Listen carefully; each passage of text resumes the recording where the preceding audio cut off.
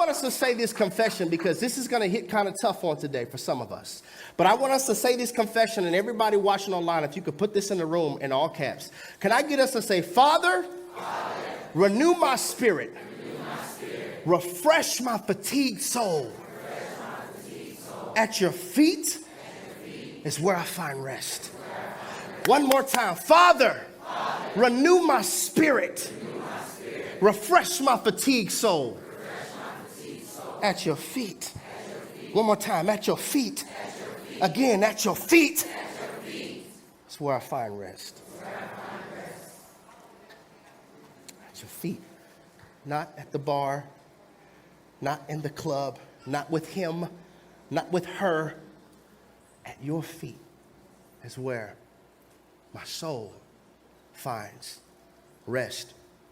There's somebody under the sound of my voice.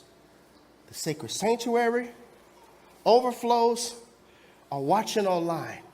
You're tired. Lord knows you're tired. It's like the emotion check engine light in your soul has been on for at least the last 2 or 3 years. But you keep going and going and going. You find yourself in this place where you're tired. And the coffee isn't working. Attempting to sleep 6 and 8 hours every night, that's not working because there's a difference between sleep and rest. You could be laying down attempting to sleep but not resting in your mind, not resting in your heart, not resting in your soul, which is why you still wake up and the battery of your spirit is still flashing red even though it was on the charger all night. Find yourself tired. The workout sessions, they're not working. You Googled and heard that workouts give you more energy. Well, to a certain extent, but not this type of tiredness. The energy drinks aren't working, and you really get irritated when somebody asks you how you're doing and you tell them, man, I'm just tired, and they suggest, why don't you take a nap? Take a day off. Take a break. I guess they don't understand that sleeping doesn't fix soul tiredness. You're tired, but on the inside. Exhausted, but on the inside. Fatigued, but on the inside. You've tried many different pursuits, but none of them seems to be working. You're worn out on the inside. On the inside. In fact, soul tiredness will have us mislabeling it as other things. I'm going to give you a list. Like, for example, you're not lazy, you're tired. You're tired of hoping that God heard your prayer. So the motivation has dwindled because you're tired. You're tired because you keep trying to force your will on God's will, and God doesn't work like that. Just because you will it doesn't mean he wills it. And so now because you keep trying to force your will over God's will, you find yourself in recovery season after recovery season after recovery season after recovery season. That doesn't mean it's not your season. It's just you haven't surrendered your will to his. You're tired, but soul tiredness, we must label it as something else. Like, you're not triggered. You're tired. And that's manifesting in your attitude. They didn't say anything spicy to you. Your waiter just forgot your tartar sauce. I don't like the way she kind of just walked away. She didn't apologize. She didn't. Everybody has to deal with the residue of your tiredness. And you're saying, I'm triggered, or could it be you're tired? Tired. Soul tiredness. I hear you, sis. Perhaps you're not troublesome, you're tired. You're tired of trying to convince your mother that you're a good daughter. You're tired of trying to convince your family that that's not what I mean. It's not like that. You're tired of trying to get them to understand your heart. For goodness sake, you're tired of trying to understand their heart. You're tired. And soul tiredness, oftentimes, we can mislabel it. Perhaps she hasn't lost her standards.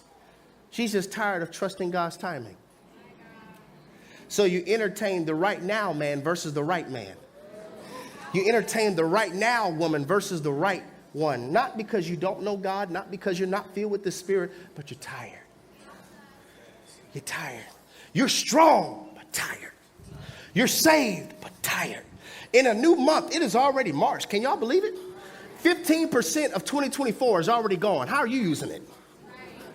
15% of 2024 is already gone. New month, still tired.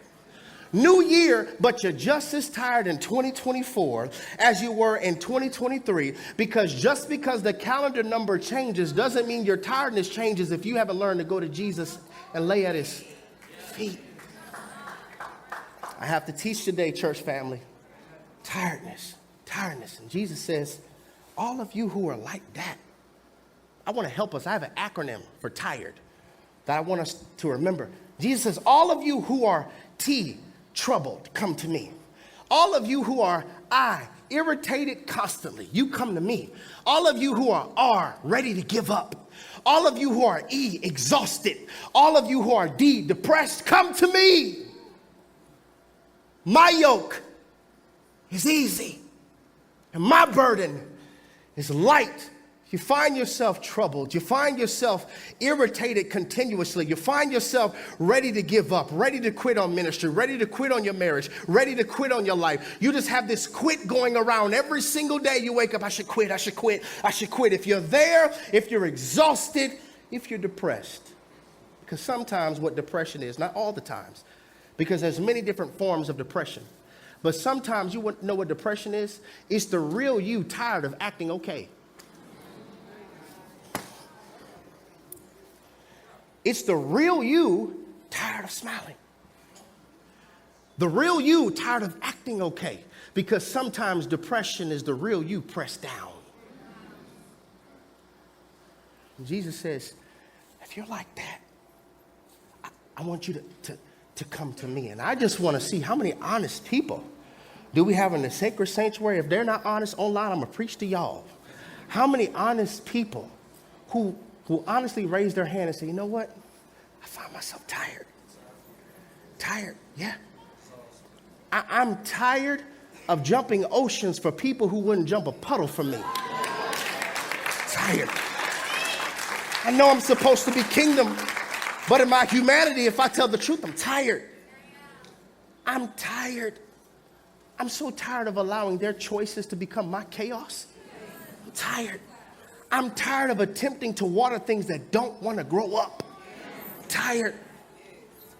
I'm tired. So, watch this. One type of tiredness requires rest. Another type of tiredness requires peace.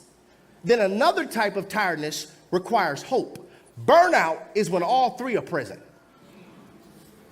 One more time. One type of tiredness requires rest. One type of tiredness requires peace. And another type of tiredness requires hope. Burnout is when all three are present. You need rest, you need peace, and you need hope. And that's when my flame, my fire has gone out. See, we haven't recognized a firefighter can be tiredness. So tired and you don't even know what to do with it. Some of us have been measuring our strength by how much you could take. So you think you're strong because you can go tired. I want to read this exact same verse, Matthew chapter 11, verse 28 through 30. But I want to read this in the Message Bible. It says, are you tired, worn out, burned out on religion? Come to me. Get away with me and you'll recover your life. I will show you how to take a real rest. Walk with me, work with me. Watch how I do it. Learn the unforced rhythms of grace. I won't lay anything heavy or ill-fitting on you. Keep company with me and you'll learn how to live freely, watch this, and lightly. So what Jesus is promising us here in the Gospel of Matthew chapter 11, he is promising rest. He's saying, all of you who are tired, exhausted mentally, physically, emotionally, spiritually, even relationally. Because if you want to be honest, you'd be like, okay, God, I love you and you're Lord on high, but can I at least have the tracking for what I prayed for? Is that for real? Like, can I at least have the tracking number for what I prayed for? And if it got lost, just say that. as though God could lose or misplace what he has for you. But just in our humanity, we're like, God, don't you see what I'm going through? Don't you see what I'm facing? Don't you see how I'm struggling trying to be a single parent? Don't you see how my marriage is on life support? Don't you see how my faith is dwindling? God, can I at least have tracking? Don't you see what I'm going through? All of you who are like that. All of you who were ever pandemic exhausted.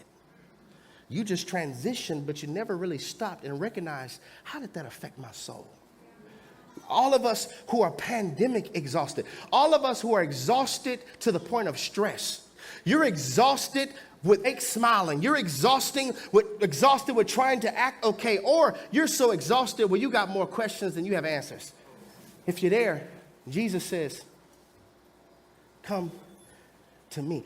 Like, it's almost as if Jesus is suggesting that there is a rest, there is a fulfillment, talk Holy Spirit, there is a clarity that you can only find in me.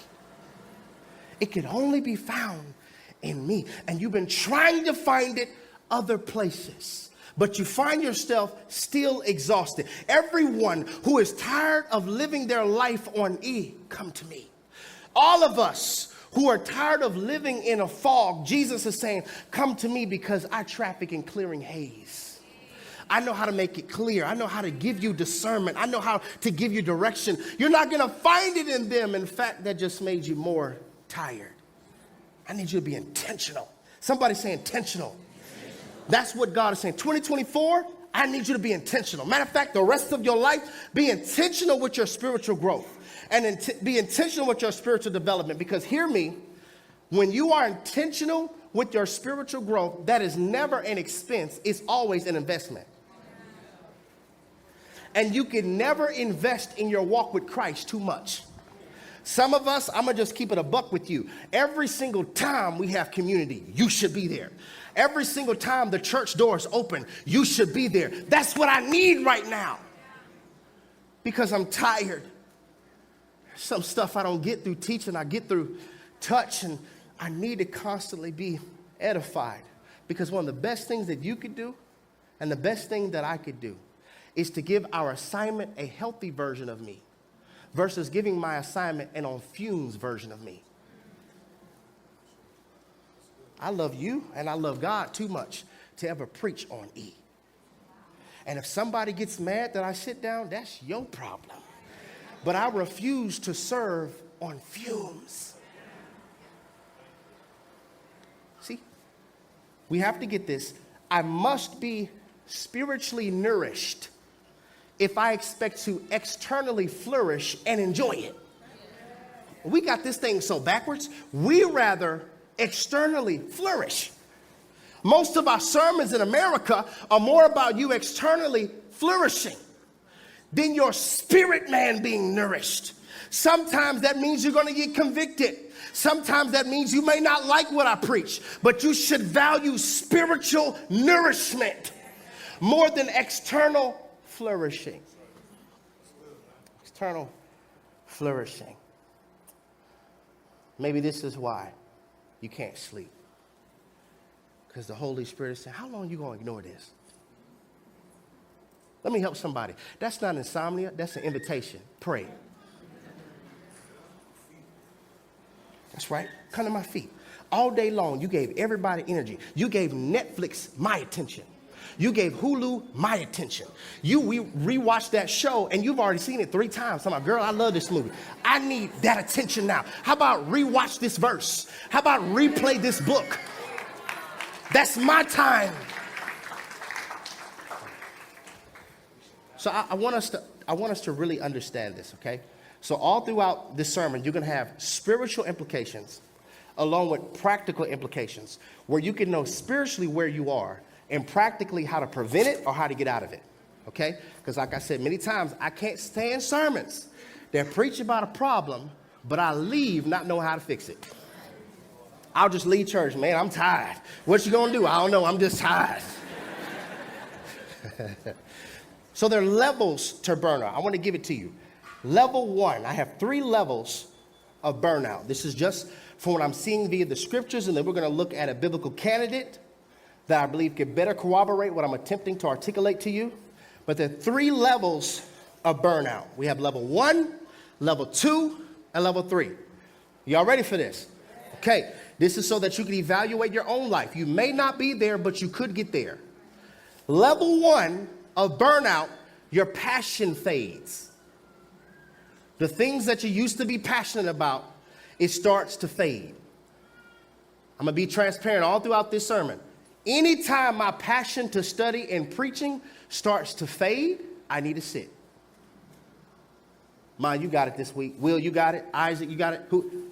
I need to glean myself. Passion phase. Number 2, nonchalant behavior. You'll say this a lot. You'll say this a whole lot. It is what it is. Somebody's foot was under that one. It is what it is. Man, it's whatever. I don't even care. Nonchalant behavior. Third thing of level 1, burnout, spiritual disciplines are optional. I may read, I may not. Depending on how I feel today. I may listen to the sermon, I may not. Depends on how I feel today. It becomes optional when there was a time in your life it was necessary. It's level 1. I believe everybody will hit level 1 in their life. I do. Level 2 is a little deeper. Burnout level 2, you never feel fully rested. Never. It don't matter how long you sleep.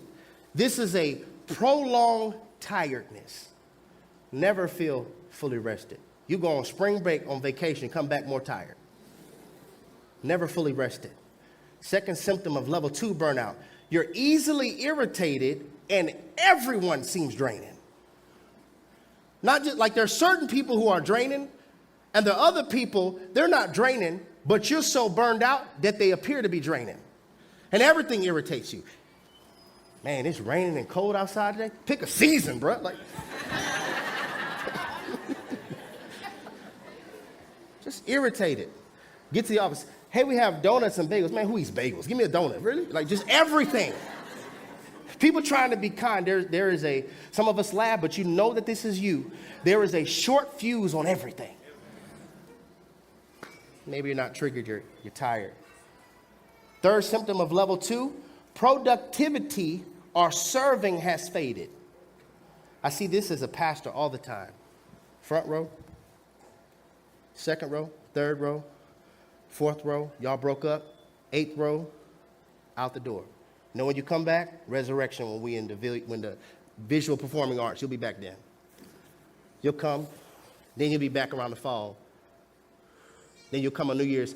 All right, 2025 though, that's my year. Fades. Scripture tells us to examine ourselves. This is for you to examine to see where you're at. Level 3 is the most severe of burnout. Main symptom number 1 is wanting out. I want out of this marriage. Sometimes I want out of this life. Suicidal thoughts may plague you once you're here. It's wanting out. The desire to continue has left. I don't want to go to church. Not just your church, any church. I'm done with Christianity, period. It is what it is. I want out. Second symptom, insomnia or not departing from the bed. Either you can't sleep or all you do is sleep, but you're still tired. Like if you didn't have a bladder or responsibilities, you would never get up. You wouldn't move. Third symptom, you can't focus. All throughout this message, your mind's been drifting in and out. Can't focus. Ability to concentrate is limited. Fourth symptom, anatomy alarms, headaches, eyes twitching, blood pressure, stomach pain, chest tightness. Your anatomy is giving an alarm. You're tired? You're tired? You're tired? You're tired? Hear me. And level 3 can't be fixed by vacation. It can only be fixed by Jesus.